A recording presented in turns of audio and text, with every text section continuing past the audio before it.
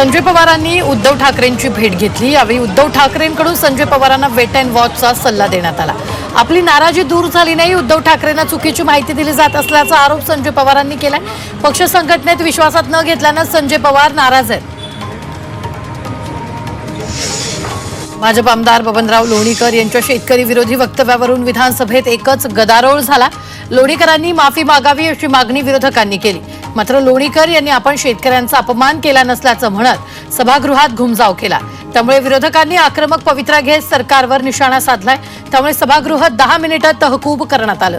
लोणीकर यांची भूमिका हीच सरकारची भूमिका असल्याचा आरोप आमदार विजय वडेट्टीवार आणि आमदार आदित्य ठाकरेंनी केला। झाडं तोडण्यासंदर्भात विधेयक मागे घेण्यावरून आजी माजी वनमंत्री आमने सामने आलेत। विधानसभेत वनमंत्री गणेश नाईक यांनी झाडं तोडण्यासंदर्भातील वन विभागाचं विधेयक मागे घेण्याबाबत विनंती प्रस्ताव मांडला। त्याला माजी वनमंत्री आणि विद्यमान आमदार सुधीर मुनगंटीवार यांनी विरोध करत सरकारला घरचा आहेर दिलाय। मात्र त्यानंतरही झाडं तोडण्यासंदर्भातली विधेयकं मागे घेण्यात आले। नवीन बदलासह कायदा परत एकदा अंमलात आणू असं वनमंत्री गणेश नाईक यांनी सांगितलं। बोलणाऱ्यांचं तोंड नाही धरू शकत असं सांगत रोजगार हमी योजना मंत्री भरत गोगावलेंनी शिवसेना उद्धव बाळासाहेब ठाकरे पक्षाचे आमदार अनिल परब यांना प्रत्युत्तर दिलं। रायगडमध्ये अघोरी प्रकार सुरू आहेत असं सांगत अनिल परब यांनी विधान परिषदेत लिंबू मिरची आणली। यातून त्यांनी भरत गोगावलेंना अप्रत्यक्ष टोला लगावला। यावर झी 24 तासशी बोलताना भरत गोगावलेंनी ही प्रतिक्रिया दिली। विधान भवनाच्या पायऱ्यांवर एक अनोखं चित्र पाहायला मिळालं। शिवसेना उद्धव बाळासाहेब ठाकरे पक्षाचे आमदार मिलिंद नार्वेकर आणि आमदार सदाभाऊ खोत यांची विधान भवनाच्या पायऱ्यांवर गळाभेट झाली। मिलिंद नार्वेकर आणि सदाभाऊ खोत विधान भवनाच्या पायऱ्यांवर समोरासमोर आले। यावेळी एकमेकांना पाहून दोघांमध्ये स्मित हास्य झालं आणि त्यानंतर दोघांनीही गळाभेट घेतली। एकीकडे शिवसेना उद्धव बाळासाहेब ठाकरे पक्ष आणि मनसेत मनोमिलन होत असताना दुसरीकडे नारायण राणे आणि मिलिंद नार्वेकर यांची भेट झाली आहे। विधिमंडळात दोन्ही नेत्यांची भेट झाली। दोन्ही नेत्यांमध्ये संवाद झाल्याचं पाहायला मिळालं। भाजप खासदार नारायण राणेंनी शिवसेनेवरून उद्धव ठाकरेंना टोला लगावला। खरी शिवसेना ही एकनाथ शिंदेंकडून असून उद्धव ठाकरेंची शिवसेना ही डुप्लिकेट असल्याचा टोला राणेंनी लगावला। तर ठाकरे बंधू एकत्र येण्यावरून सुद्धा नारायण राणे यांनी राज ठाकरे आणि उद्धव ठाकरेंवर निशाणा साधला। विधान परिषदेत शिवसेना उद्धव बाळासाहेब ठाकरे पक्षाचे आमदार अनिल परब यांनी लिंबू मिरची आणल्याचं पाहायला मिळालं। आदिती तटकरेंसाठी लिंबू मिरची आणल्याचं यावेळी बोलताना अनिल परब म्हणाले।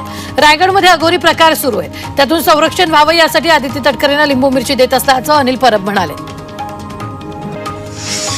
ड्रग्ज प्रकरणात मकोका अंतर्गत कारवाई करणार अशी घोषणा मुख्यमंत्री देवेंद्र फडणवीसांची विधान परिषदेत अशी घोषणा मुख्यमंत्री देवेंद्र फडणवीसांनी विधान परिषदेत केलेली आहे। मोठी प्रकरणं फास्ट ट्रॅक कोर्टात चालवण्याचा विचार सुरू असल्याचंही ते म्हणाले। तसंच ड्रग्ज केसमध्ये प्रत्येक ठिकाणी स्वतंत्र युनिट कार्यान्वित असून चालू अधिवेशनातच कायदा करणार असल्याची माहिती फडणवीसांनी दिली। हिंदी भाषेबाबतचा GR रद्द केल्यानंतर राज ठाकरे आणि उद्धव ठाकरे यांचा एकत्रित विजय मेळावा हा 5 जुलैला वरळी डोममध्ये होणार आहे। मनसे आणि शिवसेना उद्धव बाळासाहेब ठाकरे पक्षाच्या नेत्यांनी यासाठी आज वरळी डोमची पाहणी केली, एकमेकांशी चर्चा केली आणि त्यानंतर वरळी डोममध्ये हा विजयी मेळावा होणार असल्याचं जाहीर केलं। यावेळी अनिल परब, बाळा नांदगावकर, नितीन सरदेसाई यांची उपस्थिती होती। राज आणि उद्धव ठाकरे 5 जुलैला एकत्र विजयी रॅली काढताय, यावरून अजित पवारांनी टीका केली। राजकीय फायद्यासाठी आणि आगामी महापालिका निवडणुका डोळ्यासमोर ठेवून ठाकरे बंधूंकडून विजयी रॅली काढली जात असल्याची टीका अजित पवारांनी केली। विजय रॅलीतून त्यांना राजकीय फायदा होईल असं वाटत असल्याचंही अजित पवार म्हणाले। मुंबई महापालिका परिसरात बॅनरबाजीतून उद्धव ठाकरेंना डिवचण्याचा प्रयत्न करण्यात आलाय। शिवसेना उद्धव बाळासाहेब ठाकरे पक्षानं मराठीचा घात केल्याचा आरोप या बॅनरवर करण्यात आलाय। सत्य बाहेर आलं, घशात गेलं, दात उभाठानच केला मराठीचा घात असा आशय या बॅनरवर छापलेला। त्रिभाषा सूत्र तुम्ही स्वीकारलं होतं, विसरलात की काय असं तिखट शब्दात मातोश्रीच्या बाहेर बॅनर लावण्यात आला। राज्य सरकारनं त्रिभाषा सूत्र GR रद्द केल्यानंतर मनसे आणि शिवसेना उद्धव बाळासाहेब ठाकरे पक्षाच्या वतीनं विजयी मेळावा आयोजित करण्यात आला। या विरोधात केलेल्या बॅनरबाजीनं सर्वांचं लक्ष वेधून घेतलं, मात्र काही तासांनंतर हे बॅनर काढण्यात आलं।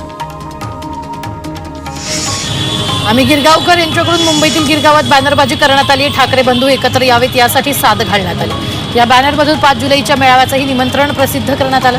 मराठी लोकांना घर नाकारणारे बिल्डर, हिंदू मंदिरं तोडणारे बिल्डर, महाराष्ट्रात मराठी लोकांना व्यवसाय न करू देणारे यांनाही या बॅनरमधून इशारा देण्यात आला। शिवसेना पक्ष आणि चिन्हावर 16 जुलैला सुप्रीम कोर्टात सुनावणी होणार आहे. तब्बल 2 वर्षांनंतर या प्रकरणावर सुप्रीम कोर्टात सुनावणी होईल. या प्रकरणाच्या तातडीच्या सुनावणीची शिवसेना उद्धव बाळासाहेब ठाकरे पक्षानं सुप्रीम कोर्टाला विनंती केली. 22 फेब्रुवारी 2023ला पार पडलेल्या सुनावणीत निवडणूक आयोगाच्या निर्णयाला स्थगिती द्यायला सुप्रीम कोर्टानं नकार दिला. भाजपाचे मावळते प्रदेशाध्यक्ष चंद्रशेखर बावनकुळेंनी भाजप कार्यकर्त्यांना भावनिक पत्र लिहिलंय. कवी नाधो महानोरांच्या कवितेचा आशय देत बावनकुळेंनी भावना व्यक्त केल्यात.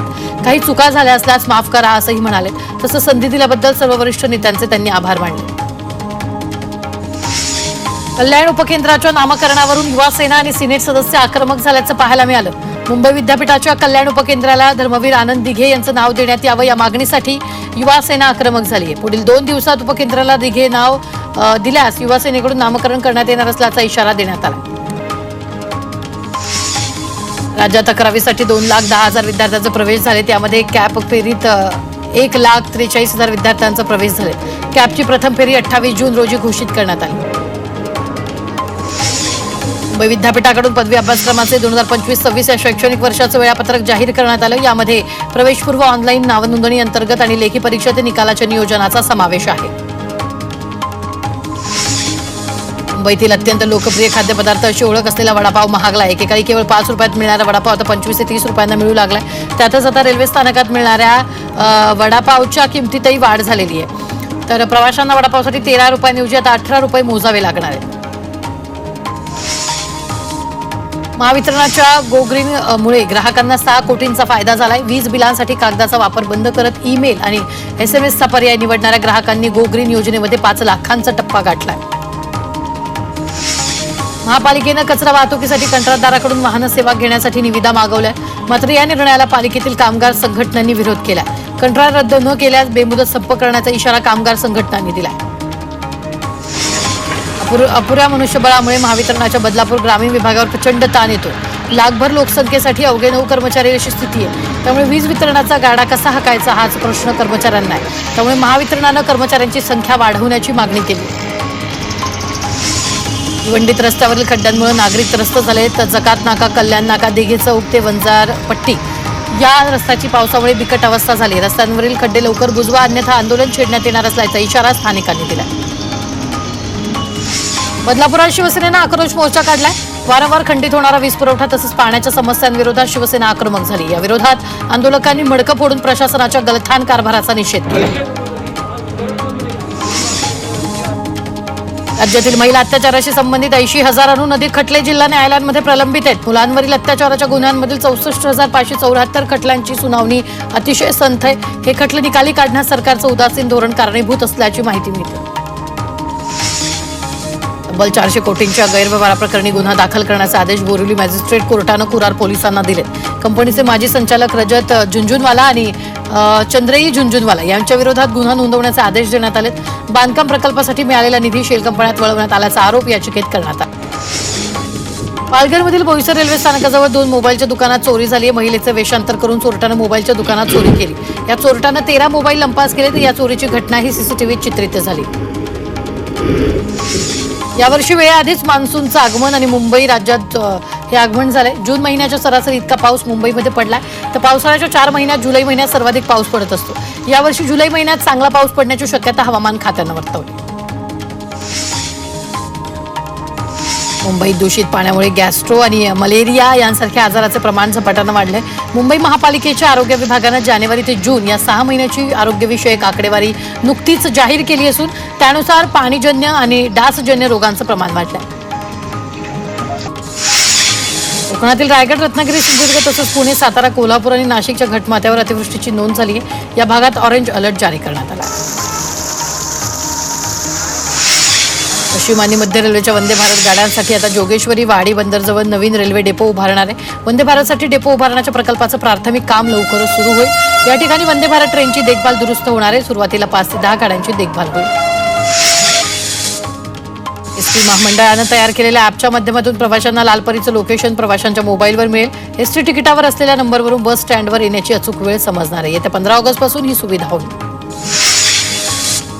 मुंबई वांद्रे आणि वर्सोवा दरम्यानच्या कोस्टल रोडचं काम MSRDC करत आहे. तर वर्सोवा भाईंदर हा भाग BMC करत आहे. यामध्ये इंटरचेंज आणि कनेक्टर, उन्नत रस्ते, पूल आणि 2 बोगदे यांचा समावेश आहे. सवा ते दहिसर स्माईंगर सागरी किनारा मार्गाच्या प्रकल्पासाठी कांदळवन वळतीकरण प्रस्तावाला केंद्रीय पर्यावरण वन मंत्रालय आणि वातावरणीय बदल मंत्रालयाची तत्त्व मान्यता मिळाली.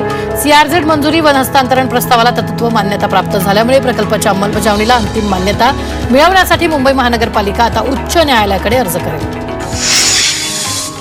कोरेगाव मुलुंड जोड रस्ता प्रकल्पांतर्गत संजय गांधी राष्ट्रीय उद्यानाखालून जाणाऱ्या जुळ्या बोगद्याच्या बांधणीला आता गती मिळेल. जुळ्या बोगद्यासाठी आवश्यक असलेली 19.43 हेक्टर वनजमीन मुंबई महानगरपालिकेकडे वळती करण्यास केंद्रीय पर्यावरण, वन आणि वातावरणीय बदल मंत्रालय यांची अंतिम मान्यता मिळालेली आहे. पालघर जिल्हा परिषदेच्या वतीनं कृषी दिन मोठ्या उत्साहात साजरा करण्यात आला. यावेळी खरीप हंगाम पीक स्पर्धेतील 3 विजेत्यांना शेतकऱ्यांना पारितोषिकं प्रदान केली. त्याचबरोबर शेती उत्पादनावर आधारित प्रक्रिया वस्तू, रानभाज्या आणि इतर उत्पादनाचं लघु प्रदर्शन भरवण्यात आलं. धार्मिक स्थळांवरील ध्वनिक्षेपाच्या वापराविरुद्ध मुंबई पोलिसांनी सुरू केलेल्या कारवाईला आता 5 दर्ग्यांनी उच्च न्यायालयात आव्हान दिले आणि पोलिसांच्या समुदायाला निवडकपणे लक्ष करत असल्याचा आरोप केला जातो. न्यायालयाने या दर्ग्यांची याचिका दाखल करून पोलिसांसह सरकारला नोटीस बजावली आणि आरोपांबाबत भूमिका स्पष्ट करण्याचे आदेश दिले. मुंबईमध्ये आर्थिक गुप्तचर विभागाकडून विशेष मोहीम राबवण्यात येते. अधिक व्याजदराचं प्रलोभन दाखवून नागरिकांची आर्थिक फसवणूक करण्यावर कारवाई करण्यासाठी गुप्तचर विभाग कार्यरत आहेत. तसंच नागरिकांनी अशा योजनांना बळी न पडता योग्य ती दक्षता घ्यावी असं आवाहन मुख्यमंत्री फडणवीस यांनी केलं. मुलीला आय लव्ह यू म्हणणं म्हणजे विनयभंग नव्हे असं महत्त्वपूर्ण निरीक्षण मुंबई उच्च न्यायालयाच्या नागपूर खंडपीठानं आज नोंदवलं आहे. या प्रकरणात निकाल देताना हे निरीक्षण नोंदवलं.